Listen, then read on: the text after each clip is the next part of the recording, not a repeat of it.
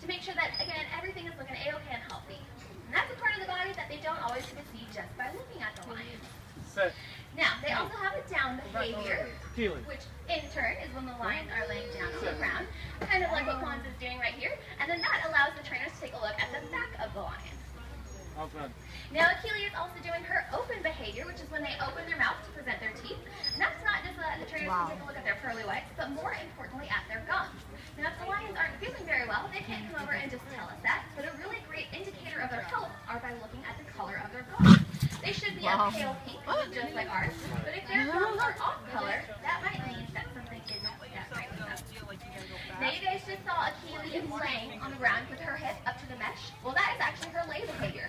And in that behavior, that allows Travis to take a little bit of her skin out, and that behavior is extremely important for when they need vaccinations. Now, again, I'm sure a lot of you guys have pets at home, and it's really important to vaccinate your pets, not just for their health, but also for the health of our local wildlife. Now, in Africa, about 12 years ago, there were about 50,000 wild lions. Now there are about 20,000, and that's a really big decline.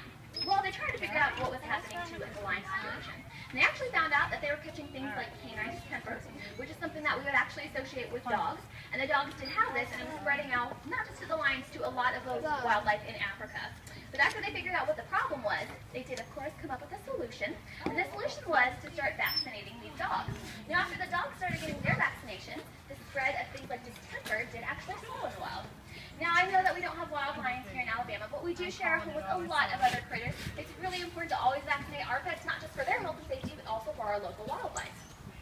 Now, you guys might have noticed that Akili was getting sprayed off with something. Well, that is actually fly spray.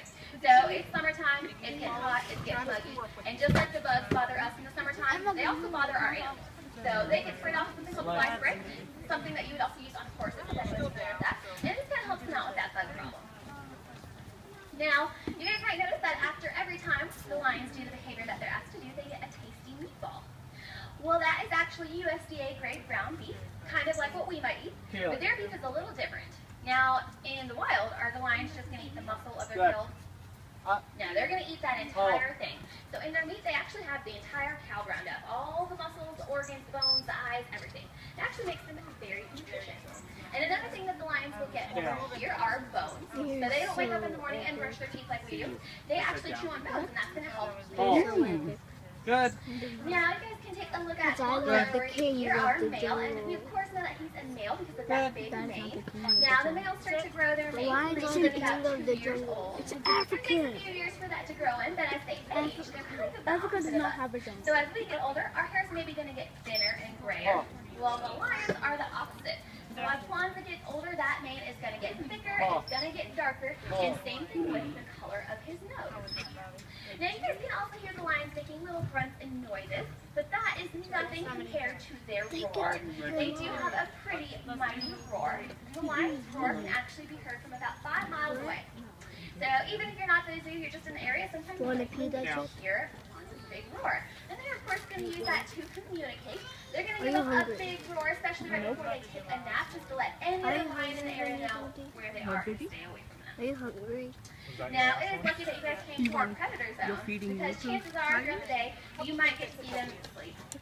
They do that a lot. And actually, a lion can sleep for about 20 hours a day. 20 hours a day? Yeah, guys, it does look like we are running out of meat.